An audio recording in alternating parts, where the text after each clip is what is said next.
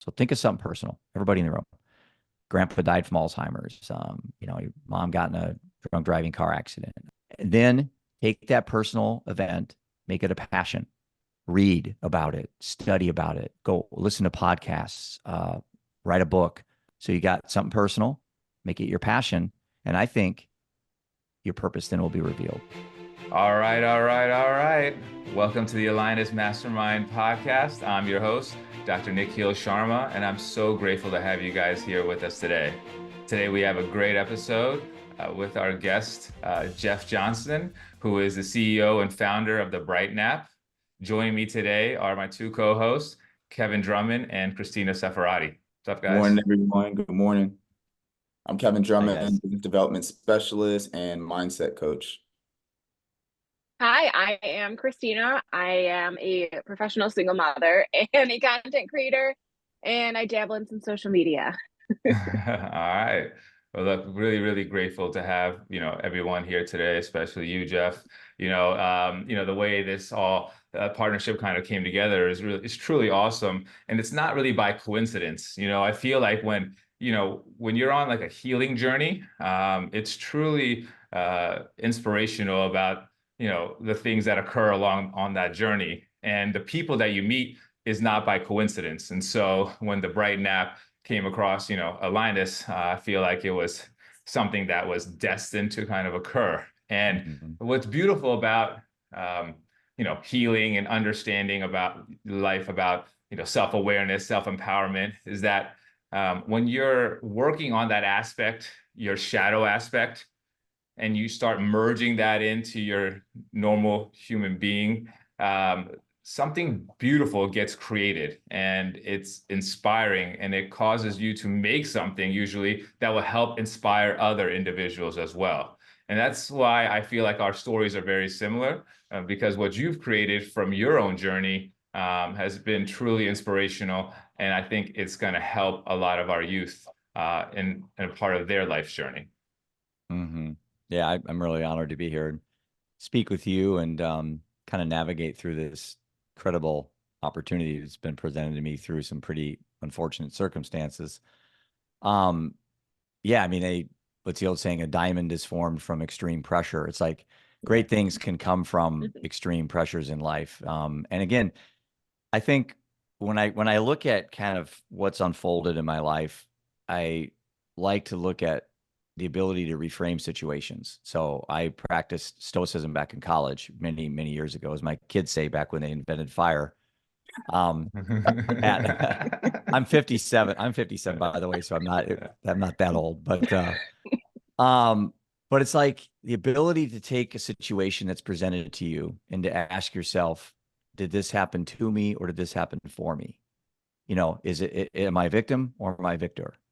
How do you play that mindset? And it's a game. It's a game you play in our lizard brains every day. It's how do you trick yourself to maybe not participate to the narrative that everyone else is. And so when I was presented an opportunity such as death to come into my life, twice in a very short amount of time, as two people I really cared about and loved, still do. How can I find something, that burning ember inside of me, to keep going? And that's what this whole thing's about. And I'm very grateful to be where I'm at. And I don't say that haphazardly. I really sincerely mean that. And would I go back in time and have my family back, yet be an alcoholic and be unhappy for the most parts?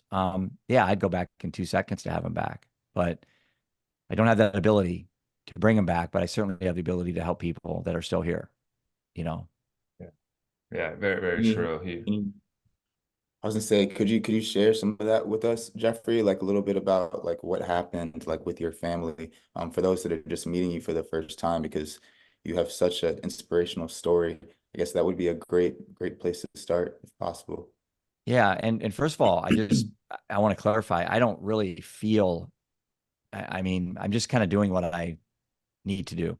To me, it's very reactionary. It's almost, I don't want to say it's normal, but it's like, I don't really think it's an incredible story of, I don't know. I just like to tell people I am just a dad from Iowa. If I can do this stuff, so can you. I'm not anointed anything special, but I do have a unique ability to reframe, and I think that's really served me well my whole life as I go back to I mentioned my college days. But yeah, so real brief summary, and I mean real brief because this could go on for a long time, but I'm 57 today. So when I was 50 years old, I was literally standing on that proverbial mountain. I was patting myself on the back. I started an investment company when I was 23.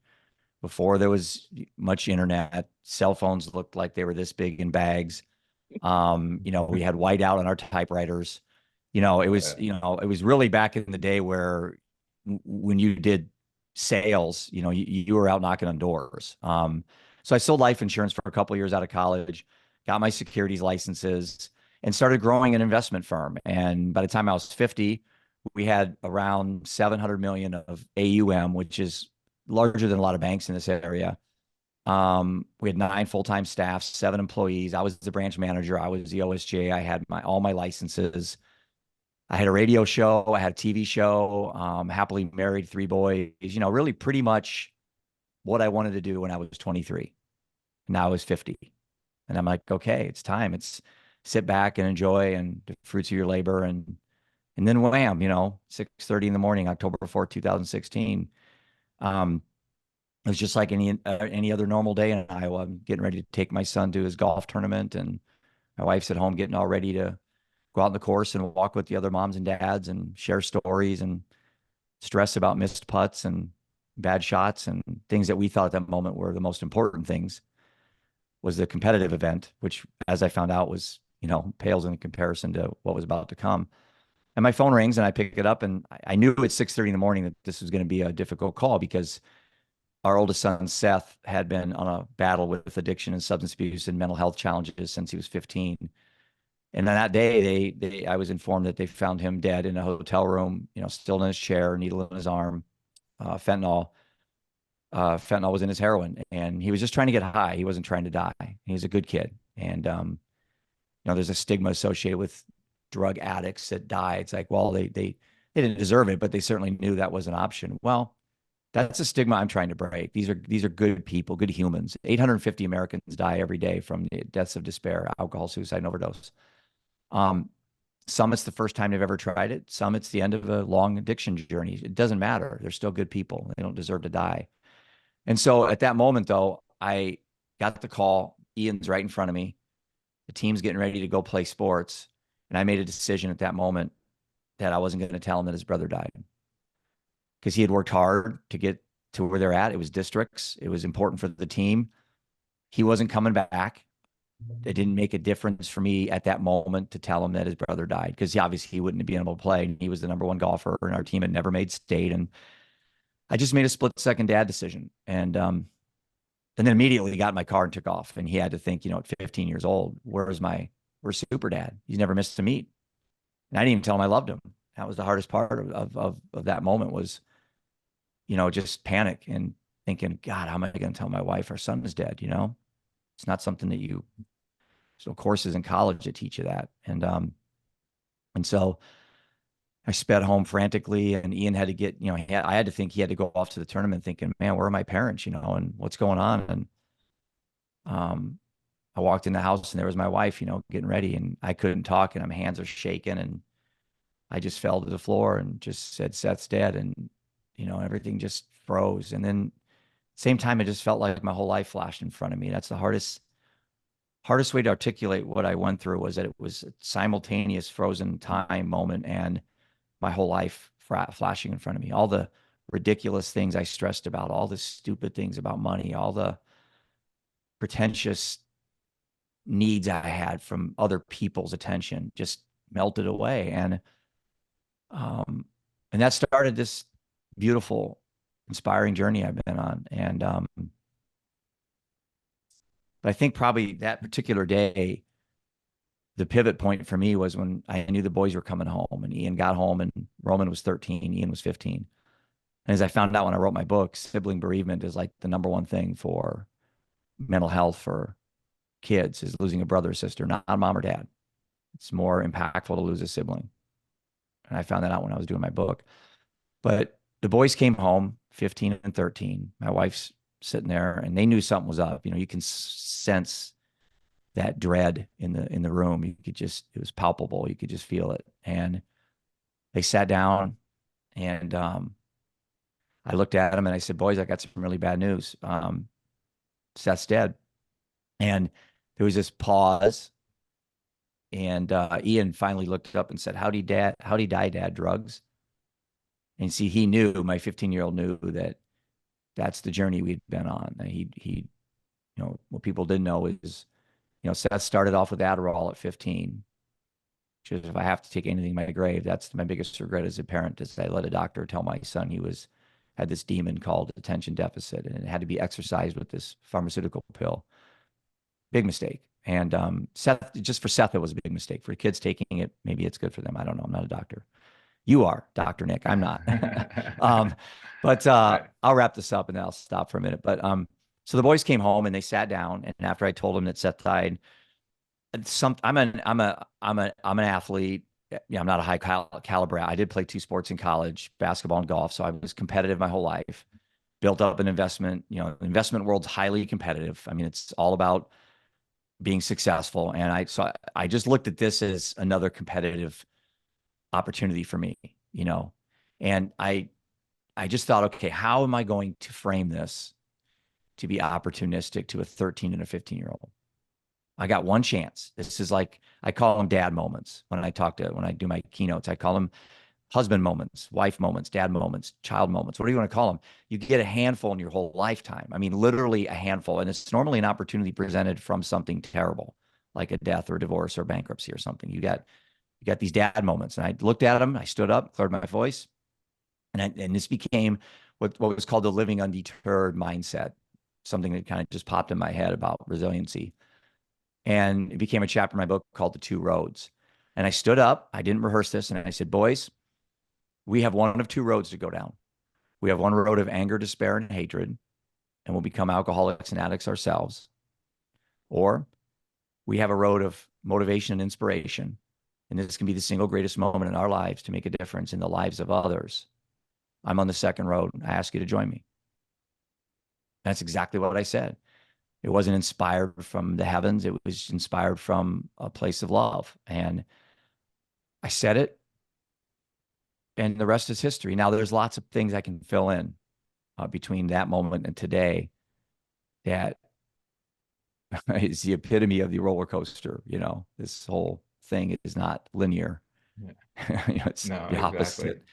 It's like a startup company, right? It's like, you're excited, and then all of a sudden, man, this is stupid. Why am I doing it? And then you get your first, client. You're like, oh, I'm all excited. But anyway, I'll stop. But that's a backdrop, and then it gets not worse. It just gets more unique to me as I can tell you more about the story and kind of where this all led to. Yeah, I think that's truly what an inspirational story. And you made a great point there at the end, right?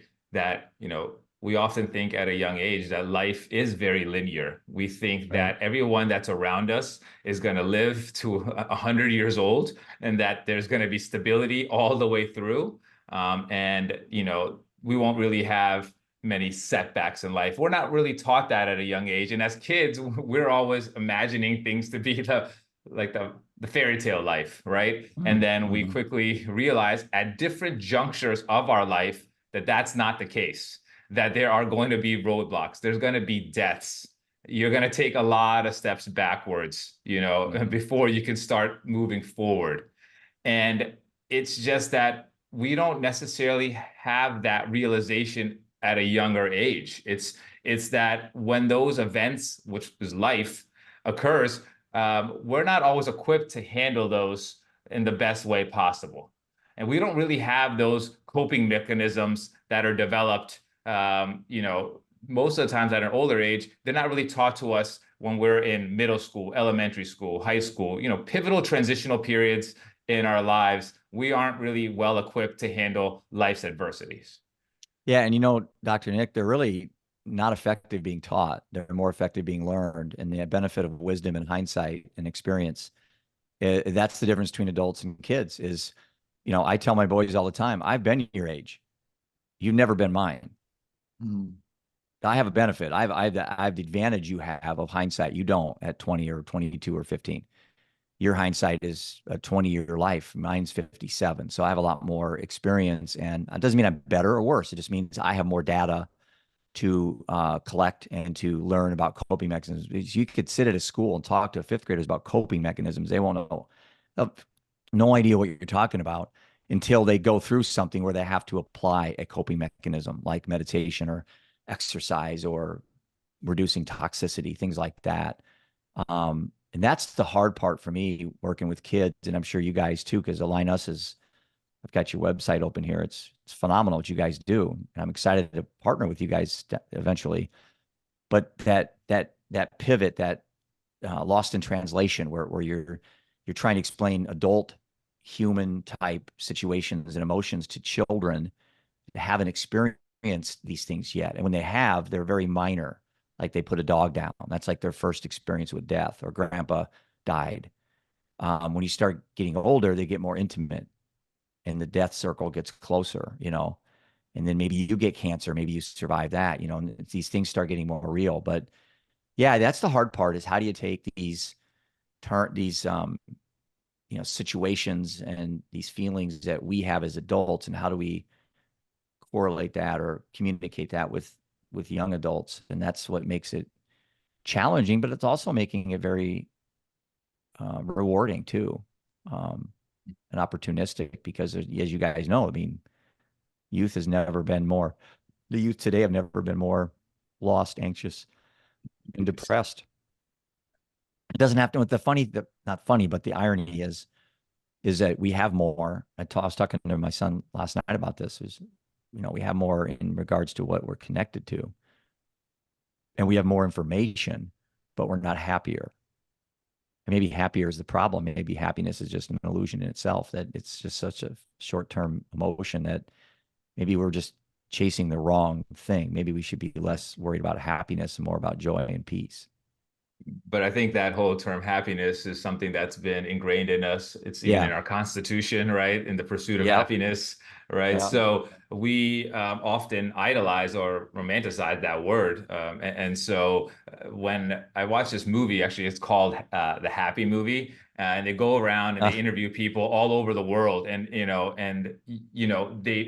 it's basically based on like positive psychology, which is a new way of thinking.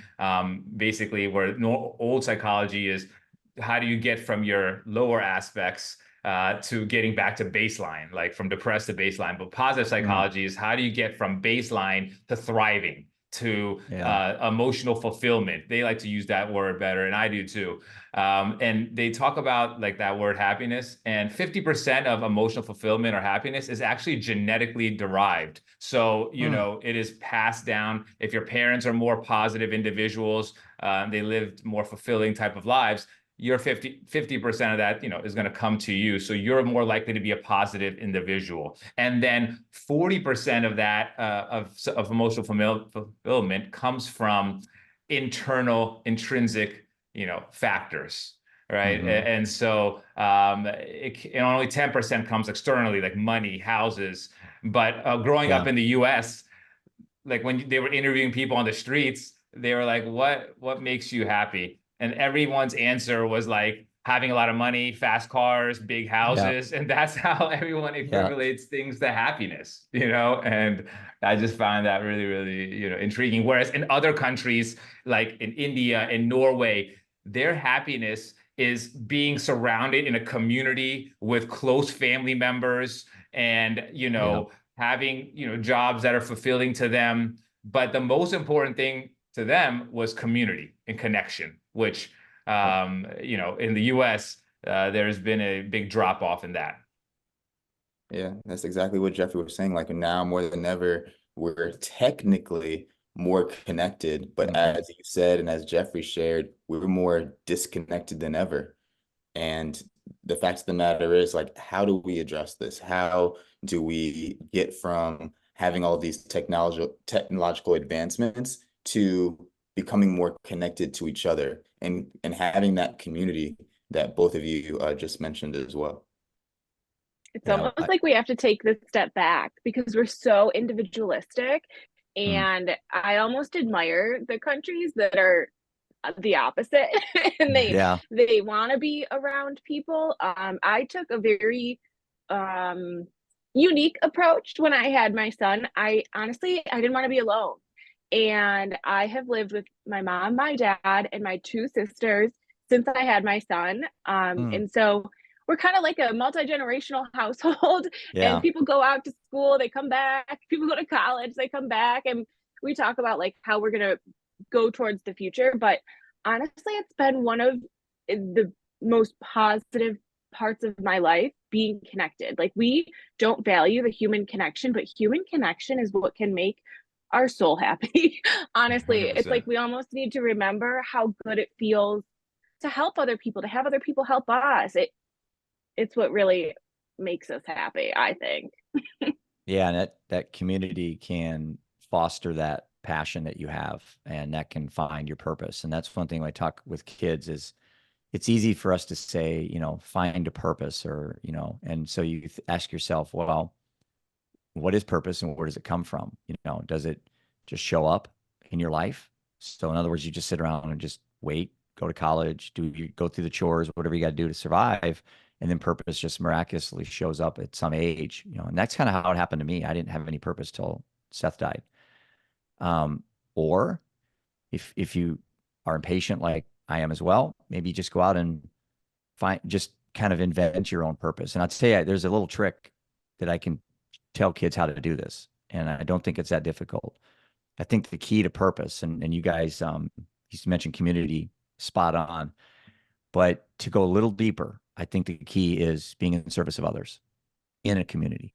So, for example, I could take the quote that I have on my shirts and the quote that I have that I've been using for years that really kind of embodies that living undeterred mindset is purpose becomes passion when it gets personal. And you got to say that a few times. Purpose becomes passion when it gets personal. And so what I do with kids when I speak to them, like I had a 7th grade class I was speaking to a couple of weeks ago, I said, that's kind of an adult phrase. It probably is not going to make a lot of sense to you. So let's break it down. Let's go backwards. Take purpose becomes passion when it gets personal. So think of something personal. Everybody in the room. Grandpa died from Alzheimer's. Your mom got in a drunk driving car accident. Your dog got put down when you were 5. You know, um, there's so many things that are personal in your life. Okay. And then take that personal event, make it a passion. And what I mean by that is read about it, study about it, go listen to podcasts, write a book, write a blog, go on a podcast, become an expert in this area. Okay. So you got something personal, make it your passion. And I think your purpose then will be revealed. And so for me, for kids, it's like start with something personal, learn about it, immerse yourself, go to college about it, write a paper about it. Plastics in the ocean, kids starving in Africa, whatever it is, sex abuse, whatever it is, trafficking. Become an expert in it, and I think then it'll reveal itself whether that's your purpose or not. That's a quick way for an exercise for kids to step through that. And for me, it was death. Death was the thing that just reminded me what I was pursuing wasn't the path I needed to be on. And so death, actually, to continue my story, after I gave that heroic speech to the boys, I thought that was kind of it, rah, rah, go out, win the game, it's halftime, send the kids out the front door and let's go win the game of life, and didn't work out that way. For 14 months after Seth died, my wife and I stayed home every day. And I was an alcoholic for 34 years up to this point. I was a 5-6 day a week drinker. It's called a functional alcoholic. So I could run my company. I had one drunk driving like in the 90s. Other than that, alcohol really never got me in trouble. But from 5 to 9 o'clock at night, I drank a lot. And so I thought the speech would help everybody. And the boys went off into the world and they did some really amazing things. But my wife and I just stayed home and we drank, and it was 7 days a week. And finally, on December 24th, 2017, I looked in the mirror, and maybe y'all have had this experience, just knew it was time to stop. Just knew. I mean, just the evidence was clear. My life around me was falling apart with alcohol. And I saw my wife, this beautiful soul, just disintegrate in front of me.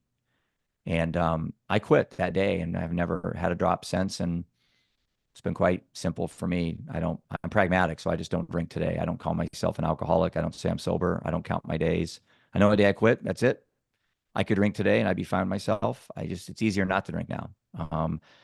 And so, but I thought that would help my wife, and it didn't. And so on June 29th, 2021, one day after our youngest son turned 18, so big day for my young son, 18, my wife died from alcoholism at the age of 46. So here comes death again on a silver platter. Hey, Jeff, you don't have this stuff figured out just yet. I'm going to take someone else from you.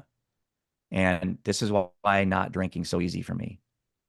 Because I don't want to deal with this death thing again. And there's another part of the story I can talk about a little bit later where I almost joined my son and my wife. And that was another humbling experience and quite terrifying. But so, again, is this a tragic story? I don't. Tragedy's a baby drowning in a pool. Tragedy's your brother dying in a car accident.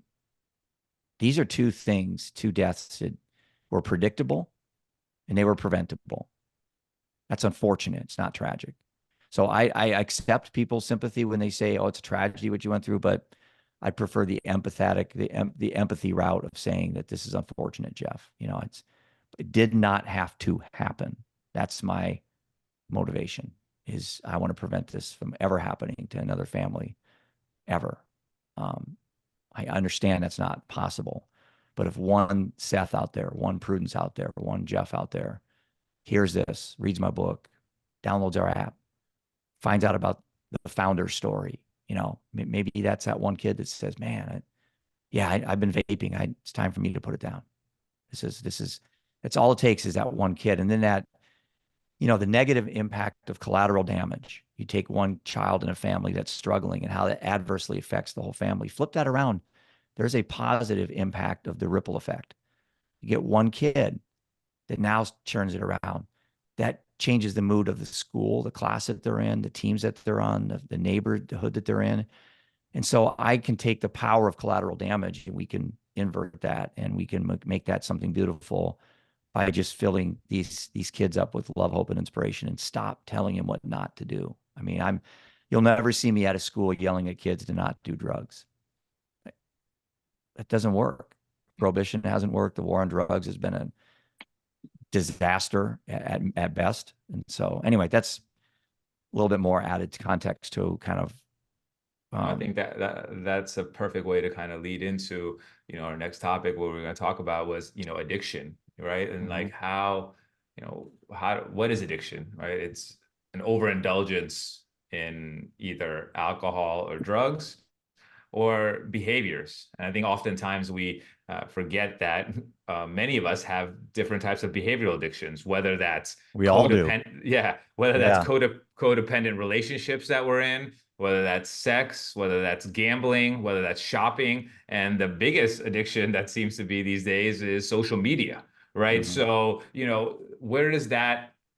why do we get into addiction, right? What makes us feel good about doing those things? What are we avoiding at the end of the day? Because when we're overindulging in something, we're losing balance from, where we need to be. And that's usually due to pain, right? Because life is tough, right? And as we go through life, there's numerous events that occur that start, causing our brain wiring to be a little bit different. And so we oftentimes, when those life events occur, we don't know how to handle them, and we want to avoid being in pain at all costs. So what do? We jump on our social media and we try to see what everyone else's life is like, or we'll have some alcohol, or we will go and, shop our, worries away. Right. And so that all starts kind of affecting, our reward pathway. What's our reward pathway? It's something that we have needed for survival. Right. And so it's something that's happened, since evolution of man. And at that time, the reward pathway was like, hey, like the hunter and gatherers would go out, they would shoot some animals and bring them back home, and they would have food. And then it would trigger in their brain like, hey, this is something that's really good. And now and the food tastes good, and I need to keep doing this in order to survive. So that was how like the reward pathway was initially developed in our brains at a younger age. So we should associate reward pathways with, you know, things like food, things like working out, things that are actually going to be beneficial for our survival. And the main neurotransmitter that's associated with this reward pathway is dopamine. Right. Yeah. And so normally Yep. when we eat some food, there'll be like a release of dopamine that'll tell our bodies and our minds to be like, that was really satisfying. I need to do this again soon. Right. And just like same with working out. But then what happens is if you introduce alcohol, cigarettes, opioids, other illicit drugs into that same pathway, it ends up putting out that dopamine like 10 times the amount of that it normally would. So now you have this like you have this increase in dopamine that's causing a euphoric state in our body that's lasting longer than it needs to last in a normal reward pathway situation. And so now your brain starts to seek that more and more, like that similar euphoric feeling that you just got from either doing some sort of, whether it's shopping or it's gambling or it's drug or alcohol use, your brain starts looking for that. And then you start having these drug-seeking behaviors or alcohol-seeking behaviors because that feeling makes you want to keep indulging in that substance. And so that's kind of how addiction starts taking its toll on an individual, because the natural reward pathway mechanisms don't give you that same rush. You don't feel like you need to really eat. You don't feel like you really need to work out anymore. All you feel like is, I feel good when I'm taking that drug.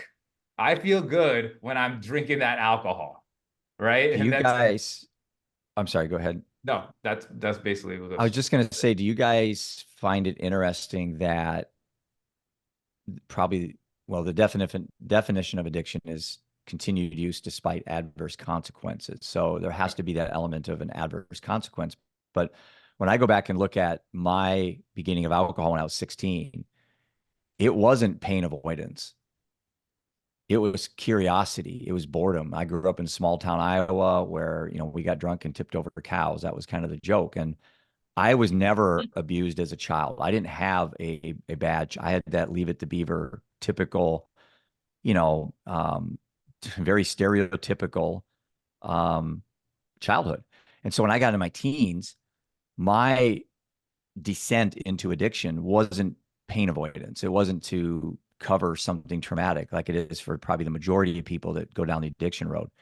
Mine was just, I was a high-strung, competitive person, and alcohol gave me that little bit of confidence for a little bit when I had to speak to girls or I had to do whatever. And that's how my journey started. So when I talk to kids, and I'm not a doctor, so I certainly don't have the clinical background in this area, but it seems to me that it's one of two things when people start the addiction journey. It's either pain avoidance or, pursuing something out of curiosity.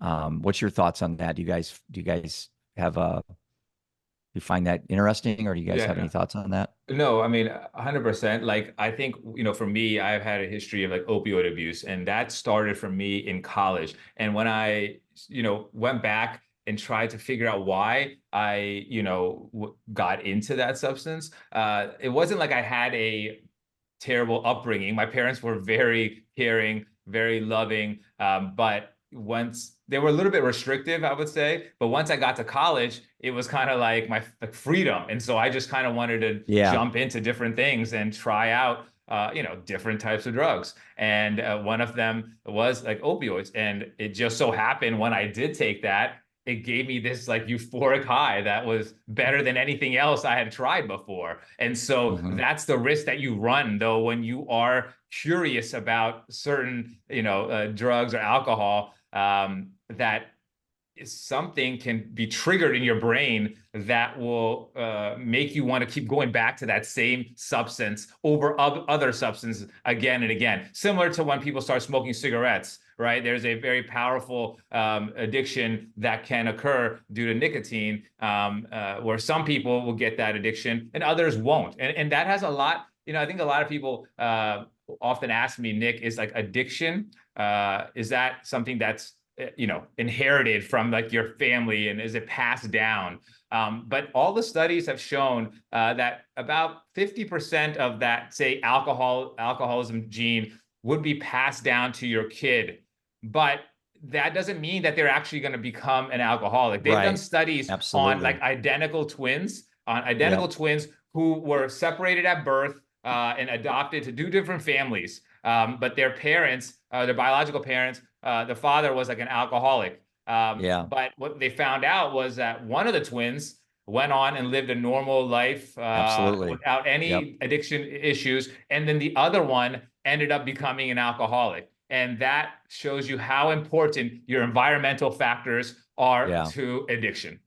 Yeah, predetermined is not the same as predisposed. So you could have a predetermined gene that says, hey, if you start drinking, doesn't mean you're going to be an alcoholic. I wrote about that in my book, and I still had lots of, not arguments, but very healthy conversations about the choice method of addiction, where,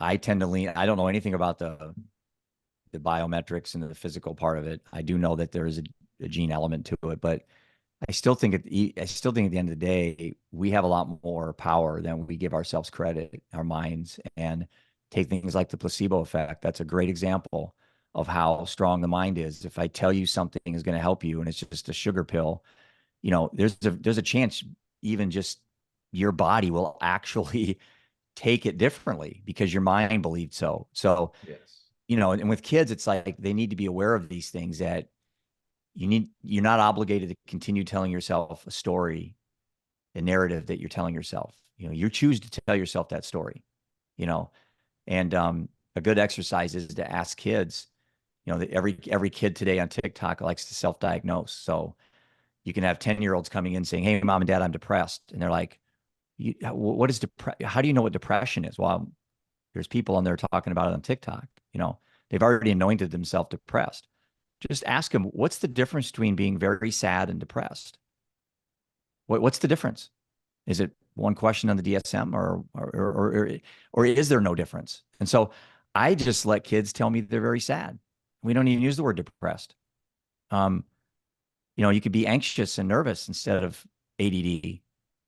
I guess, and we can talk about this at some other time or now, but it's like, it goes in hand with addiction, is labels and stigmas. And I think, if you tell yourself you're depressed because you heard some influencer on TikTok and you're 12, I got 2 texts yesterday from friends of mine, one relative, one on 15-year-old daughters, that both are being taken to behavioral facilities as we speak for cutting themselves and suicidal threats and things like that.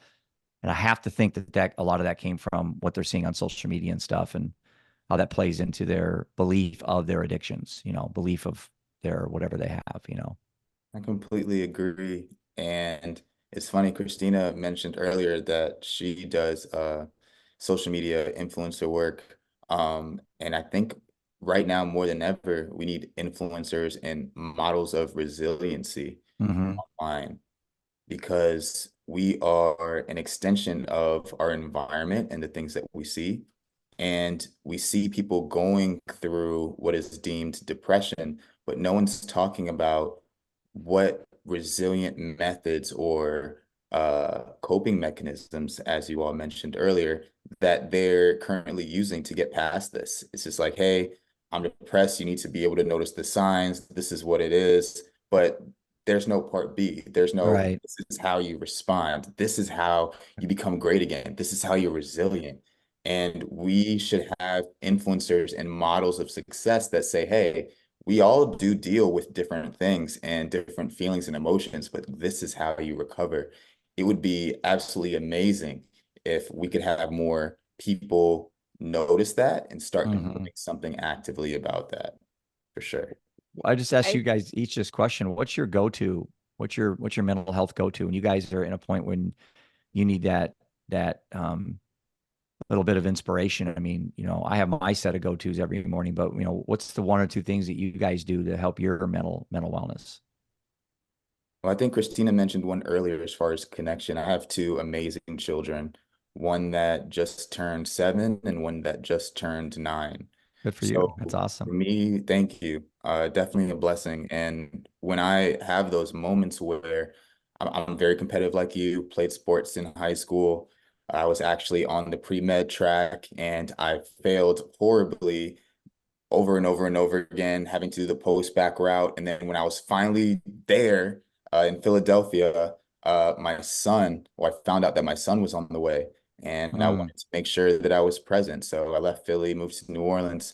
But when I feel, that my emotions are out of whack, or I feel that I'm not worthy, or I feel somewhat down, the things that I go to is I have pictures all around my place of my children and mm, us and just different stages of their life. And it takes me out of, those feelings, and I become present to all of the love that was there, yeah. all of the excitement that was there. And I start going into this whirlwind of gratitude. Yeah. So going into this moment of gratitude and bringing gratitude into my presence helps a lot. Writing helps a lot, also working out, playing basketball, but just connecting to those moments, or if they're with me, going to the park with them, asking them when they pick up, hey, today's your day, what are we doing? And I allow them to create their own itinerary, whether it's, oh, well, we didn't really like lunch. So do you guys want to go to dinner? Yeah, okay, let's go. Let's go Right. to dinner, let's Yeah. connect. Let's go to the park if it's nice outside, but just getting out of the emotions via being grateful, being active, being outside, running, playing basketball, connecting with either coworkers, colleagues, or my children. Those are the things that have worked for me.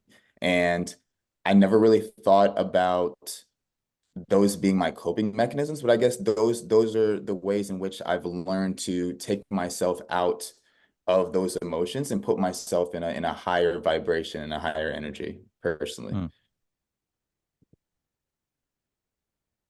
Yeah, for me, Christine, for oh, go me, ahead. it would be, I think connection is number one.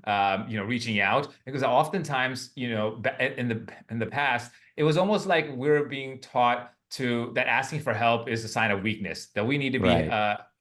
really Especially for men, handling. especially for men. Especially for Yeah. men, exactly. Like we need to be handling this on our own. We need to manage Yeah. our emotions by ourselves. We need to not show any kind of weakness or vulnerability. And all that does is build up resentment in your body. You get more angry. You start projecting onto other individuals, and it just leads to a mess, right? And so once I went through, different adverse effects of life and had my little downfall. It was during that time period, I realized that, what, I can look at things in two different ways. I can continue this path, kind of like you were saying, Jeff, or I can use this moment as something to empower myself, to heal Mhm. from, because I was in a really dark place for a while. I felt all alone. And that's the whole thing, is when things got worse during COVID and we got super isolated, and me working in the hospital Yeah. all the time, I wasn't even able to see my dad. I wasn't able to fly home to my family because I was feeling that I would be putting them at risk for getting Right. COVID.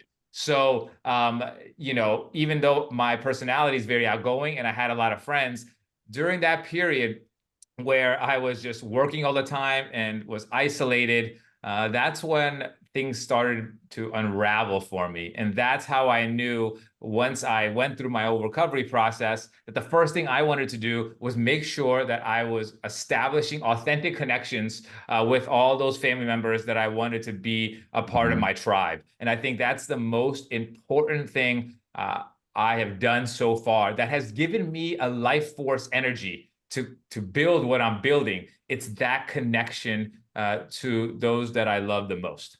One of my biggest differences of being in a place of darkness and being in a place of light, feeling connected and everything. It's connection. It's Mhm. having desires, something to work for, things that make you and your inner self feel good. So it does take a little bit of time to figure out what those things are, like what actually makes you feel happy, what makes you feel purposeful in life, giving back, helping others, whatever it may be. Certain things obviously motivate different people, but I think being connected, being able to help other people, that's always made me, it's always put me in a happier state. And when I felt alone or not driven to really accomplish anything, those were kind of my darker days when I had no purpose or, no outlook, where things were going, who to Mhm. turn to, what to do. So I think those are kind of contrasting situations that people might be able to relate to if they're feeling one way, and how to maybe start digging their way out of it is looking for those things that really that fill you up with joy, purpose, happiness. Yeah. And the thing is there really isn't anything to look for because it's already present. It's like it's already Yeah. here. It's like we look for things, out there, like Yeah. first of the year or my birthday or dry January. You're always putting things out there. It's like you have everything you need right now inside of you. You just don't know how to nurture it and get it out. And that's what all these skills we're trying to teach kids with meditation and yoga and eating healthy and cutting sugars out and turning off their TVs and less time on social media. I mean, these are all things that are real productive to increasing the well-being. But I believe we all have everything already here. Yeah. It's in abundance around us. And people that are in a negative state, they're just not seeing the love and people that care. Take someone in the middle of addiction. How much Right. people care about that person and they don't see it. They don't want to believe it. And so how do you get that person to open their heart a little bit, let these people in to really help them, and then they can have the best Yeah. lived experience they can have? That's the challenge that we have as entrepreneurs, as parents, as whatever, is to try to develop the systems and processes to increase the likelihood these kids can have a more enjoyable life. The issue that really has occurred to me as I look at our society is that when we're growing up, we are told that in order for you to be considered successful, you need to be making this kind of money, you need to have this kind of house, you need to have Yeah. this kind of career, Yep. and you need to have these kind of friends and live this kind of lifestyle. And only then will you become happy. Only then will you be considered a meaningful member of society. But you know what? That path is not for everybody. And Right? that day Like, never happens. people need to understand It's that like we the are next you're going to be a successful gambler when you win the next big bet, right? Yeah. right, and it's like people just assume that people that have money, that have these houses, that are putting up all these photos on Instagram, like, Yeah. yeah, like living the Yep. best life possible. I'm the Yep. luckiest man alive. It's a lot of that is fake. Right? Like Yeah. they all have masks on, right? And they're Yeah. also in that matrix, as I call it, of world of trying to show off. Like, hey, look at how much money I have. But deep down inside, we don't know what people are struggling with, right? Like, I don't Right. think, as we realize that more and more, we see all these like people that you think that are doing really well, all of a sudden end up dead from an overdose. And you're Right. like, what? Yep. What? Yep. How can they possibly happen when they are having all this money? They have all these houses. So, it just goes to show, and something that is really important for people to understand, especially our youth, is that you are here on your own unique path, and you need Right. to find out what path that is, and it has to come internally. It can't come from your mom telling you what to do, or your dad, or Right. your family members to be like, hey, for me, it was like, Nick, you really got to become a doctor, and that's all I heard when I grew up. And Yeah. I'm very, very blessed to become a doctor. However, there was a creative side to me that, growing up, I wasn't able to explore, but I'm fortunately able to explore that now. And that happens to a lot of kids because they think that success and happiness has to do with money. So they'll avoid doing things like arts or music or other talents that they really have and can be really good at because society has told them, hey, that's not going to cut it. Yeah. Yeah. I mean, what a great opportunity we have, with Align Us and Brighton and all the other people out there that are developing the the systems and processes to invest in this generation because, you know, they're the first generation in human history to have #1 New Year's resolution be mental health. It's never happened before. And coincidentally, they're the largest generation in human history. They're a third of the world's population. So it's like they're waving the flag. They're acknowledging they want help. They're actually getting help. There's a 33% increase in mental health services provided for adolescents in the last, I think, year. So they're getting help. The problem is that the in school numbers. systems? I'm not sure. Yeah. I saw that in a study. It said there was a 33% increase in youth mental health resources. That they're getting health. Yeah. Got it. But so I sit back and I say those are all really good stats. They want help, they're getting help, but let's look at the stats on the results. And they're abysmal. And they're getting worse. And it's like, okay, well, we can just keep double downing on this way of solving the problem, or we could inject new options, and those would be like Align Us or Brighten or any other programs out there, and let these young adults decide. Maybe they like Align Us better than Brighten. Maybe they like them equally. Maybe they like Brighten better than Align Us. Maybe they like somebody else. But we need to have as many arrows out there they can put in the quiver so they can slay that thing that they're eventually going to run into, you know, whether it's suicidal ideation or, you know, whatever it is. And people aren't realizing the effect that COVID has had on our children, because mental health was already declining prior to COVID in our children. Good point. I read somewhere that there was an increase in about 40% of feelings of sadness, depression, and suicidal ideation in our children prior to COVID. So then imagine being disconnected from your school, your friends, your support system, and having to sit at home. When you're at home, about 30% of the population, it said one of the parents in the house lost a job. So imagine what that stress would be like at the house when people are arguing about money and what to do. That has a large effect on our children. And then if there was an increase in physical abuse, emotional abuse, because what's going on? Everybody's stressed out, right? And so when you're stressed out and you don't know how to control that stress or manage that stress, you're going to start projecting that onto your children. And so that youth that I want to say maybe was anywhere from 3 years old to, 15 years old during COVID, we need to be extra responsible or extra aware that they have some underlying trauma that hasn't been processed yet. And it's up to the parents to really take some time to sit down now that COVID is over, not over, but there's been an improvement, to help those kids process what happened during those years. Yeah, we certainly need to continue this conversation, guys, because, I know we're running up against the clock, but there's so many little nuggets you just said in there. And the financial one is the elephant in the room. And I come from a wealth management background. So I was thinking in mental health, where are the gaps, Calm, there's meditation apps, there's, fitness apps, what's the thing that's missing? And if you look at the two biggest statistics, and then we can wrap that up, but it's like, one, the #1 stressor for older Gen Z, 18 to 26, is financial insecurity. So insecurity is a lack of confidence in understanding finances. It's not lack of money. So when you look at that statistic, financial insecurity means 18 to 26-year-olds are stressed about money management, paying bills, what are taxes, how they make more money, things like that. Then you flip it on the other side. 67% of American adults live paycheck to paycheck. You have a disaster looming. Kids are not confident in talking about financial terms.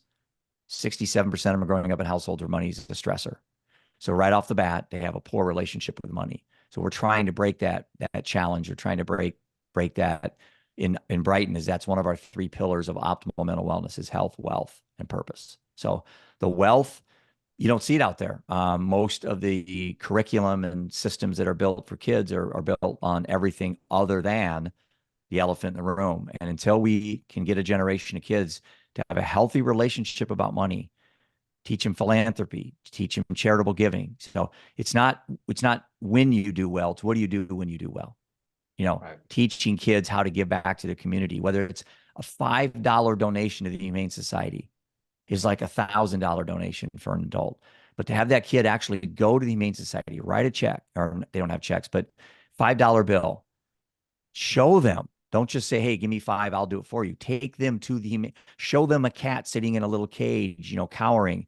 Your $5 is going to save the life of that cat. That's worth its weight in gold for little kids, for kids. 100%. And that's something that Nick and I have both talked about with the Align Us app coming out this summer, is that children from the ages of 13 could get to experience exactly that, because we'll have, numerous nonprofits and organizations like the Humane Society showing the impact that these donations are having. So within the Align Us app, you have competitions in which people can compete with their friends and put $5 down or $10 down. It all goes into a pool. Then half of the pot goes to that charity. So then in real time, you get to see what that money is doing. You have that positive feedback loop, like I love it. You get to feel the love it. philanthropy. You get to feel what service to others and giving feels like. And I think that's huge. My grandma, who's not with us anymore, I lost her during COVID. She was all about philanthropy. Like everybody knew if they needed something, they could come to our house and get that, whether it was a listening ear, whether it was a plate of food, whether it was just someone who cares, and just feeling that love and empathy, they knew where to go.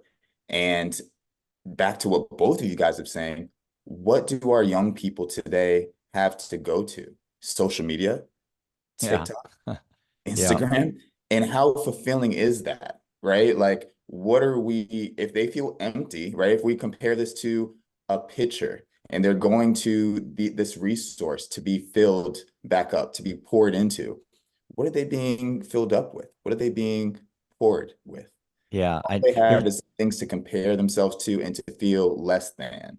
And I'll leave you with that. Well, the gaslighting thing is really big. It's like, if I'm a 17-year-old, 40-pound overweight, male that's fighting acne, and my girlfriend just dumped me, and I get up and the first thing I see is some buff guy jumping in a cold plunge at 4 a.m. saying, hey, get your ass up. I'm going to feel like, crap. It's like, dude, that's not me. I'm not a cold plunge guy at 5 a.m. It's like, but that's what these kids are seeing, either skinny models shopping at, Rodeo Drive, or, and that's what they envision is what will get them happy, is if they do cold plunges at 5 a.m.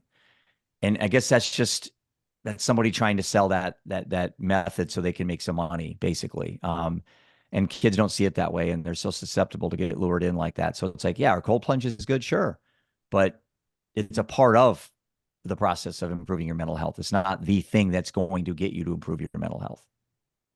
Yeah. I agree. Why don't you let us know a little bit about the Brightnapp, Jeff, and about this term? I really like it, empowered mental wellness. Yeah, pretty simple. I designed the app initially.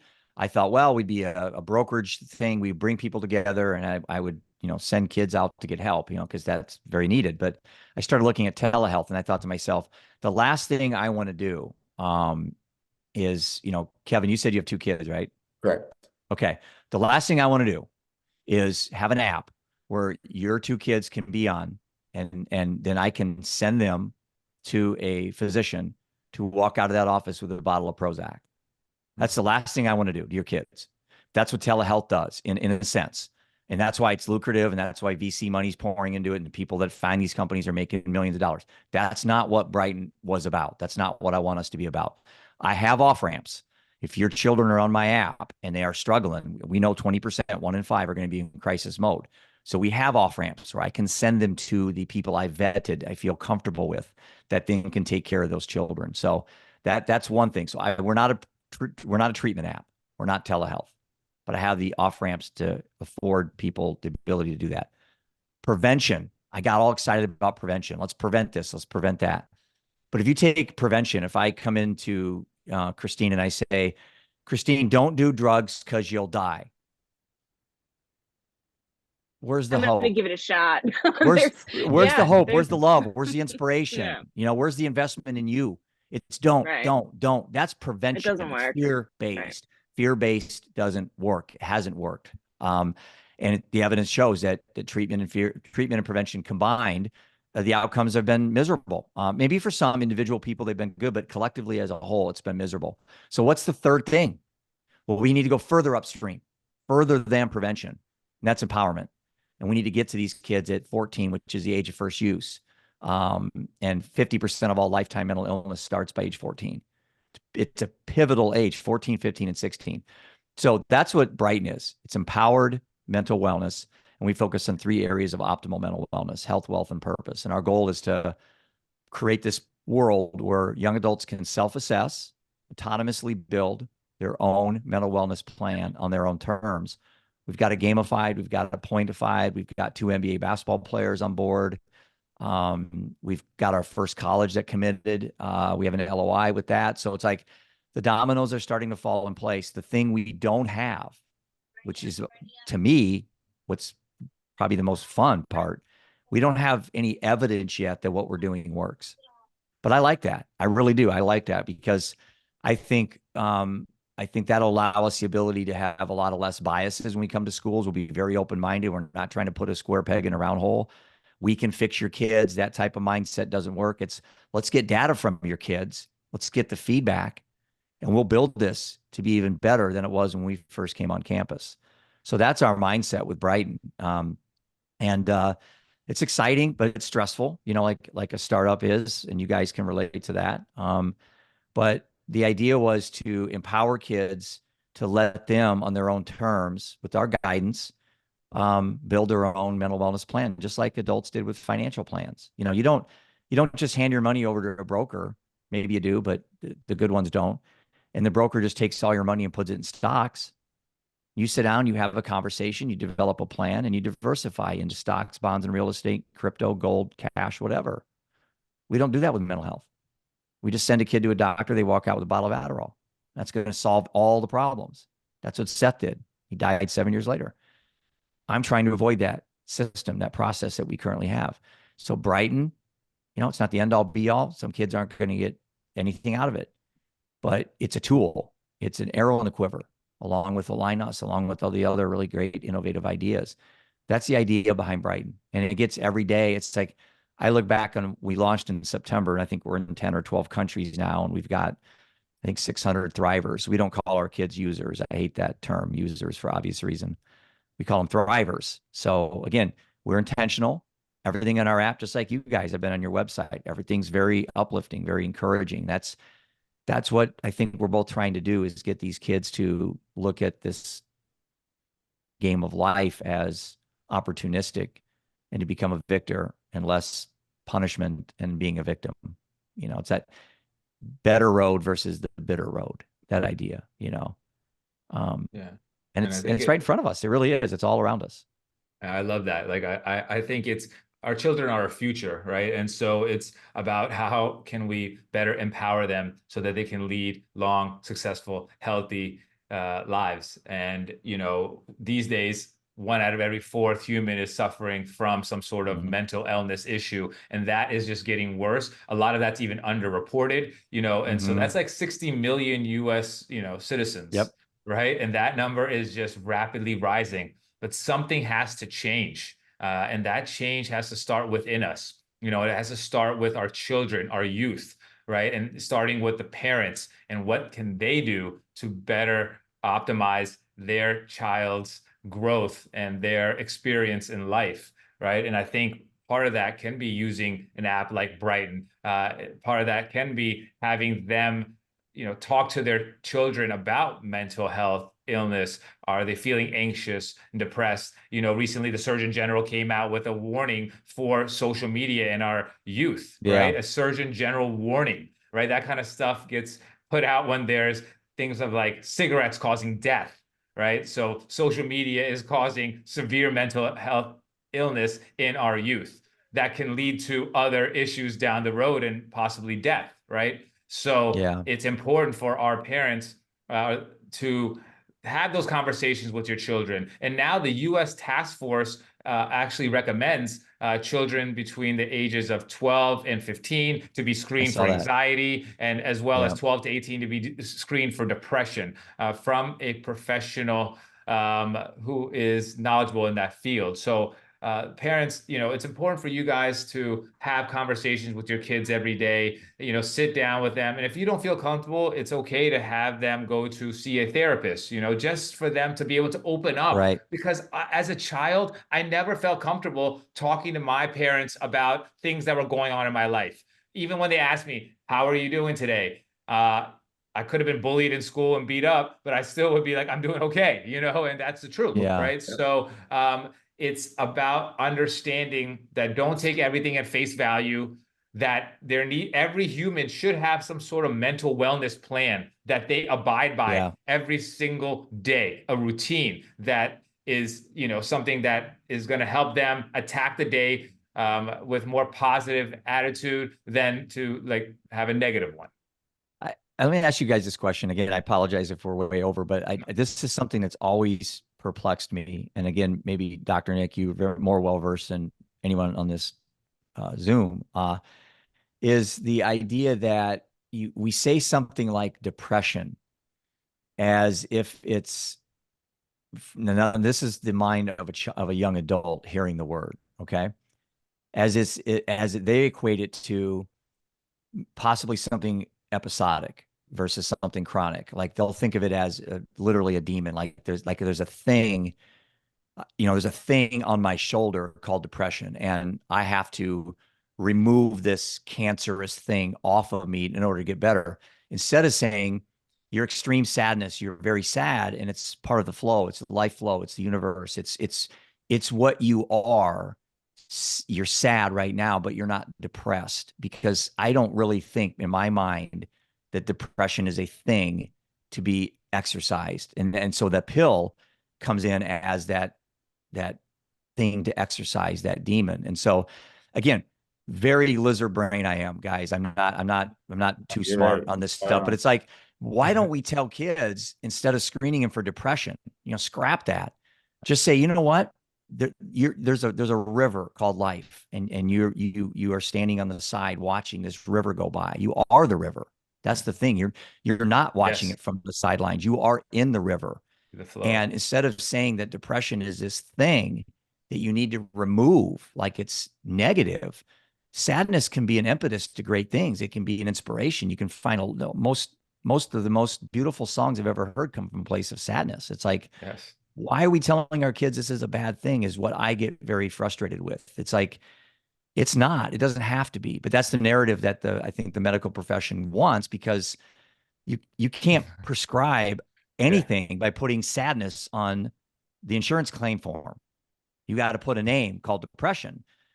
I challenge people to start maybe thinking this way. And again, I'm not a doctor. Maybe I just put my foot in my mouth and showed my ignorance here, but it's like, I think there's something there with removing labels that we have. And Seth was told he had attention deficit disorder. Really?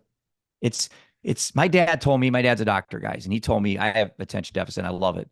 Oh, you couldn't give me $1 million to get rid of it. I love it. He told me, Jeff, you can take it out of kids. You can't put it in them. Be lucky you have it. He told me that when I was a kid. Why don't we tell our kids that today? We take them to the doctor. Hey, your legs are shaking. You sweat when you have to give a talk. You get nervous. You're thinking about flying off to Mars. That's a problem. Here's a pill. That makes my blood curl personally. I just get very frustrated with that mindset. Yeah, I mean, I feel like one of the reasons I left the medical profession, or at least working in the hospital, was that same mindset of everything that comes into the hospital, every patient that I see, I have to, prescribe them something, because a pill is going to cure that individual. And I realized that doesn't have to be the case, that there's other methods, and that if we work on curing our wounds, and we work on our mental illnesses or our mental health, that by empowering ourselves, we become more self-aware. And when we're more self-aware, we're more conscious of the things that we're putting into our bodies. And we're more conscious about going to the doctor to prevent chronic diseases, right? And pills can help, no question, right? I mean, 100% they can help. I'm not anti-meds. I'm anti-meds as the first option. That's all I've ever said. Yeah, exactly. And the thing is that when things are so busy in the hospital. A lot of physicians or providers don't have that time to go over lifestyle modifications. And that's just a part of the bigger system issue and all the flaws that are happening with the healthcare world. And we can go into that for a long time. But I do agree, for those that are listening, it is important for us to remove labels on, from people, right? Like, it's not that you have to always term a sadness as depression. It can be just that the person is feeling sad, and that can be very normal, because grief is a big part of our life, and grief isn't always associated with death. Grief is associated with transitions in life, that we're shedding 100%. an old skin of ourselves and we're moving into a new chapter in our life. And subconsciously, that can be very sad. You're leaving behind friends. You're leaving behind jobs. When you're transitioning from elementary school to middle school, you're leaving behind friends. There's just so many different things that happen in life that we can become sad from, or suffer from grief. But it's just about recognizing that and not categorizing that as the word depression, and really focusing ourselves on having a routine that's keeping our mental fortitude as strong as it possibly can be. And that can start at a very young age. And that's something where parents, where teachers, where apps like Brighton, Align Us, we're really pushing that to be, a part of our daily routine. Routine's a great word. Love routines. I think that's kind of the secret sauce to this whole thing with kids, is they don't know that. And I think, and maybe Kevin or Christine, you guys know this better than me, but how many days in a row you have to do something to make it a habit? It used to be 60 something. Now I think it's 20 something. I don't know the number, but it varies between somewhere around 20 to 90 days, but 60 is the but kids average don't know for that. habits. That's the thing. They don't know that. So it's like, maybe in your app, you could have a challenge or an exercise saying, did you know it takes 23 days of a routine to become a habit? So if you do something for 7 days, you shouldn't expect it to be a habit, a habit. And, but yeah, those are little nuggets that we could definitely be feeding our youth, and even adults. I don't think are aware that routines, can be so beneficial. So any final words that you have for, the parents out there, the kids out there, parents that are maybe dealing with kids that are suffering from addiction, how we can help empower them, and, words for students that are in high school right now? I think for the parents, there's a very fine line of tough love and enabling. It's minuscule. And I look back on our experience with both my wife and my son, and there was elements of tough love. Seth came back from prison, and I wouldn't let him live in my house because of the 2 boys and my wife, and he died 60 days later. So if I let him live in my house, maybe he's still alive. I don't play that game. Given the same set of circumstances, I would do the same thing again. I was protecting 3 people, versus 1, and I had to do that. So, I think for a parent, you need to be aware that, rock bottom is one thing, but we want to make sure rock bottom isn't death. You can't. Seth doesn't have a chance to go through rehab and recovery. Fentanyl changed that. So it's like, I think when we're looking at parents again, tough love, enabling. There is not a script or a book that will tell you which one is best for your child. You have to kind of make that decision with yourself, but you have to love them unconditionally. You don't have to understand what they're going through per se, but you definitely have to love them and let them know you love them. And then they have to play their own cards. They have to live their own life.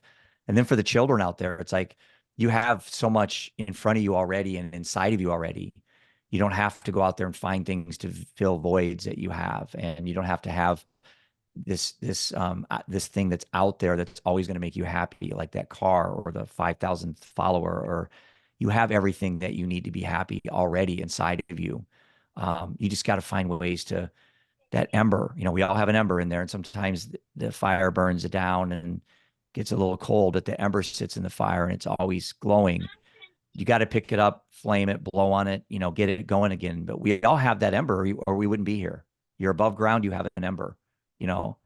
And just tell kids that we got their back. We support you, and stop telling them what not to do. I think that's what I would give for parents, and just keep going. I mean, I'm 57. I'm the most optimistic I've ever been in my life. I still have bad moments and bad days, but I don't fight against the current anymore. I literally tried to do the paddle upstream thing, and now I just set the oars in the canoe and I just fold my hands and say, take me where I got to go. introduce me to who I need to meet. You know, whatever I got to do, I'll do it. So Yeah, I love that analogy about like being in the water and just going with the flow. And imagine yourself on a tube going down a nice river, and through that river, there's going to be rocks along the way.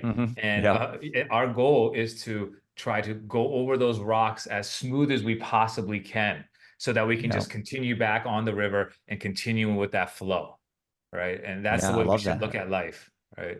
Is that flow of down that river. All Yeah, right, and Jeff. Well, I look, commend you guys. I commend you guys what you're doing as well. Yeah, I'm really excited to see it. I think you said spring of this year is summer the of this app. year. Summer, Yeah, yeah. I'm really excited to see what that looks like. I know